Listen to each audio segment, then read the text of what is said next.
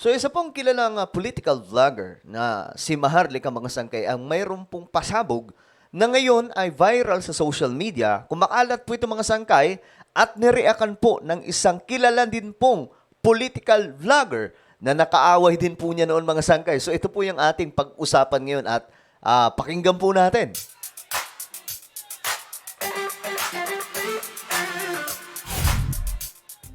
Yo, what's up guys? This is me, Sangkay Janjan.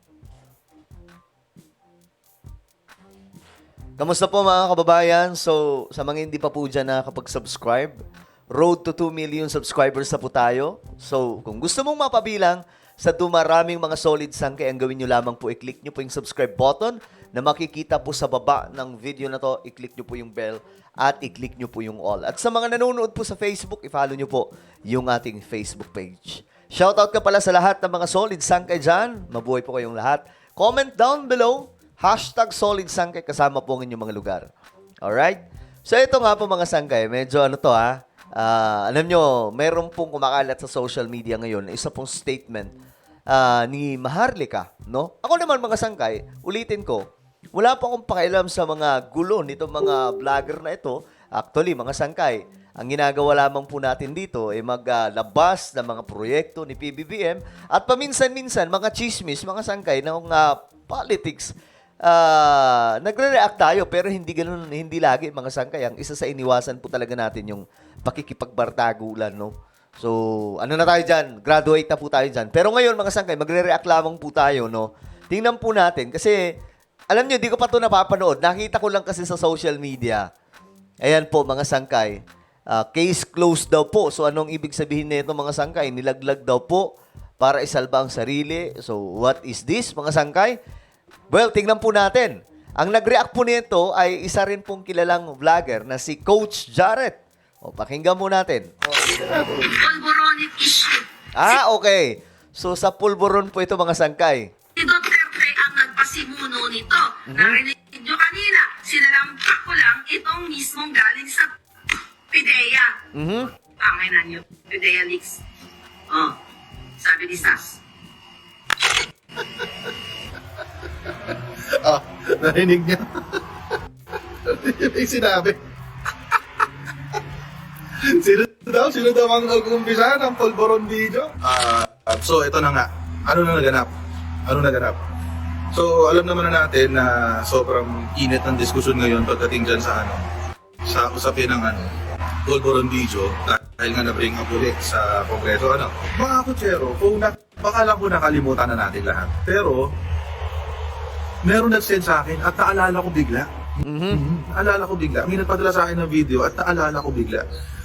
Matagal na pala nating tukoy kung kanino galing yung polboron video. Matagal na ko nating tukoyan. O kasi nadulas yung isa sa mga nag-organize ng pagpapakalat nito.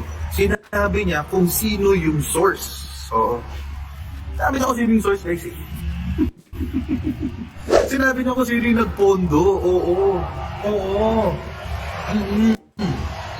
At kinumpirma po na yung mga ganap ng kaso ay isang tulad nga nun, isang pamamaraan para i-destabilize si President Bongbong.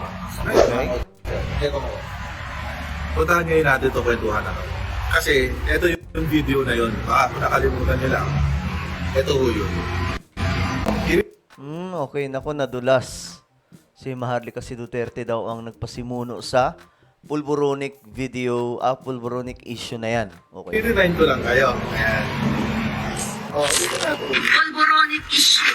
Si Duterte ang nagpasimuno nito. Ayan na. Narinig nyo kanina, sinalampak ko lang itong mismong galing sa PIDEA. Tangay na nyo, PIDEA leaks. Oh, sabi ni Sas. Okay. So, noon pa pala, mayroon ng information kung sino talaga yung pasimuno sa pulburon video na yun. Yun po ay peking video, mga sangkay, AI. No? Ako, ulitin ko, mga sangkay. Yun nung napanood ko po ito, doon ko po nakumpirma na wala talagang video, mga sangkay. Kasi, noon pa po ako nag-aabang niyan eh. Sabi ko nga kung mayroong totoong video, after na lumabas niyan, malamang nasa kabila ako ngayon, bumabatikos po ngayon ako sa gobyerno. Pero nung nakita ko kasi ang video, ay, AI pala to. Halata, mga sangkay. Yung hairstyle, alam mong hindi si BBM yon. Yung tenga, alam mong hindi si BBM yon. Yung muka, mga sangkay, alam mong hindi si Bongbong Marcos yon. So, pero isa sa matibay yung tenga talaga tsaka yung hairstyle. Malabong-malabo. Doon ko kaagad, yung unang tingin ko pa lang, pagtingin ko, ay, hindi ito si BBM. So, ngayon, mga sangkay, nagkaanuhan na, nagkabistuhan na nga po na peke yung video. So, ngayon, nagsisisihan na, naghahanapan na kung sino talaga yung mastermind. Ngayon, eto ang nangyari. Narinig niya. May sinabi. Sino daw ang nag-umpisa ng polboron video? Ayan nga, mga kawasero. So, ngayon, alam na natin. Naalala ko, napanood ko ito noon pa eh. So matagal na ang video na to. Ito napanood eh. Oo. Pero ngayon lang siya nag-resurface. Kasi nga, nainit ulit yung issue ng Polboronics. Ayan. So, alam na natin kung sino ang nagpasimuno. Alam na ngayon natin kung sino, malamang sa malamang. Kasi, for sure, mga kodero, alam na natin kung sino yung nag-produce. Alam na natin kung sino yung nag-produce. Sure tayo, ang nag-produce nito ay si Harrieta Roqueta na nagtatago ngayon sa Netherlands. Si Harry Roque. Although nagdi-deny siya, but it's a blanket denial. It's worth nothing. Oo, it's worth nothing. Wala naman siyang it's a generic denial pala. It's worth nothing. Wala siyang halaga, walang value. But for the most part, mga kotsero, babalikan mo natin ang kwento.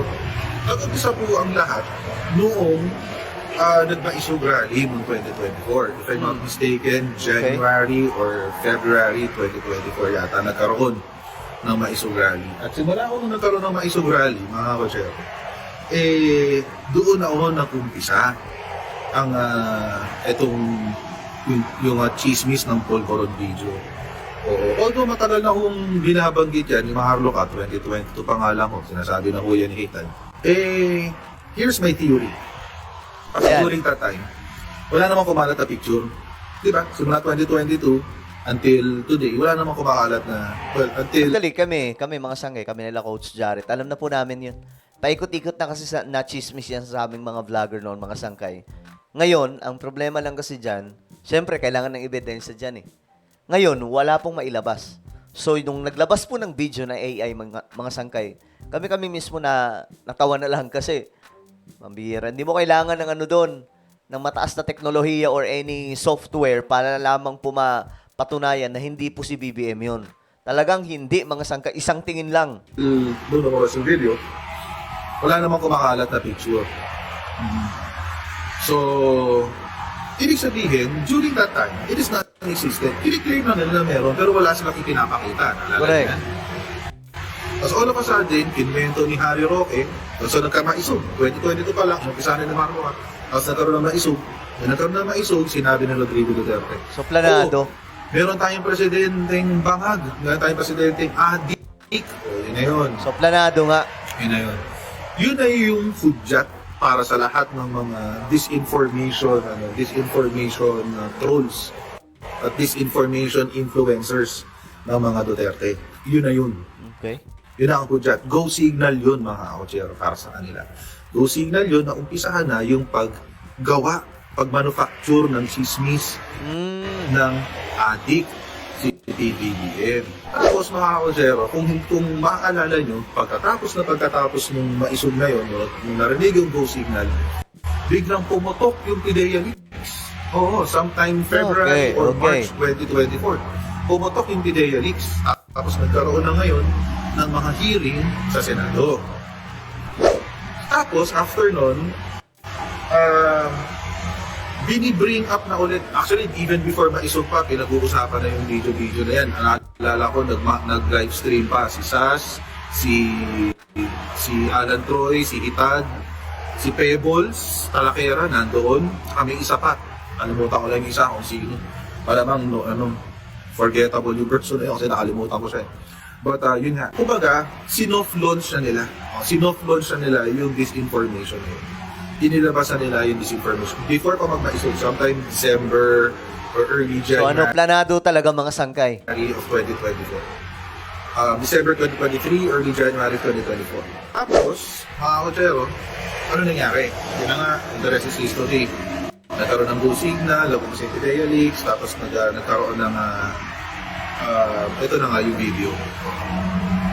At nung nagkakasisihan na, doon sa pulburon video, nagkakabistuhan na eh. Correct, nagkasisiyan na dyan mga sangkay eh. Oo, kasi alam naman nila na peke. Kasi alam nila peke yun kasi sila gumawa nun eh. Mismo, kahit sila Banat Bay, hindi po talaga benta yan. Hindi naniniwala sila Banat Bay. Oo, nagkakabistuhan na nabibisto na ng sambayan ng Pilipino na peke yung video, anong ginawa ni Kitad? Tinry niyang isalba ang kanyang sarili. Okay. Tinry niyang isalba ang kanyang sarili. Iniiwan niya sa ere si Harry Roque. At ito, yung resulta nung pag-iwan niya sa ere kay Harry Roque.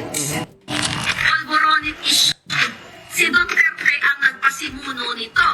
Narinig nyo kanina, sinalampak ko lang itong mismong galing sa Pidea. Tangay na nyo, Pidea Leaks. Oh, sabi ni Sas. Ayan yun. Pinilit niyang isalba yung sarili niya. She threw Harry Roque, she threw Duterte under the bus. Yan. Tapos ngayon, iinsultuhin nila si Pepon, sasabihin nila, pabalik-balik. Oo, dati sumuporta sa Marcos, tapos nag-Duterte, tapos ngayon Marcos ulit. Eh, ganun din naman kayo. Pag convenient sa inyo, ilalaglag yung mga kasama nyo. Ugali ho talaga nila yan. Ugali ho yan ni Kitad, ugali ho yan ni Alan Troy, ugali ho yan ng mga DDS influencers. Pag convenient sa kanila, ilalaglag kanila. Ganun lang kasi yun. Bakit? For their own survival, mga kotsero. Kaya nga ho, mga kotsero, you have to take our words, including myself, you have to take our words with a grain of salt. Ibig natin sabihin, pakinggan nyo, sinasabi namin, including myself, pakinggan nyo kami, makinig kayo, panoorin nyo kami, supportahan nyo kami, wala akong problema doon. But at the same time, hindi ko kami immune sa pagkakamali. Mismo. Oo. So take it with a grain of salt. Huwag nyo masyado seryoso. Kumbaga, pag-aralan nyo rin ho yung mga bagay na ganyan, yung mga sinasabi natin. Pag-aralan nyo rin ho, mga kotsero.